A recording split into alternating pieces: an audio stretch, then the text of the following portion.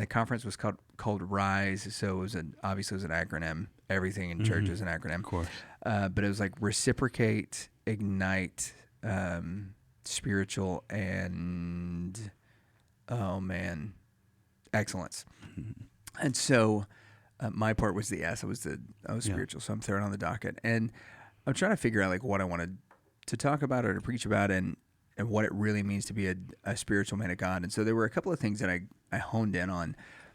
The first was, and this was really inspired by a buddy of mine named David Jesse, who has been a worship leader.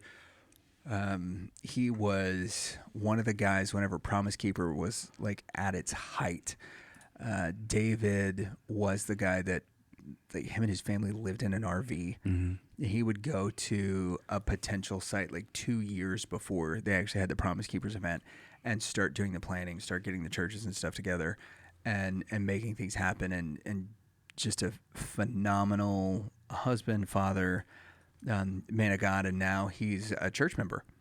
Like he's not in ministry. He's a worship leader for several years. And so, but now he's just a guy in the church.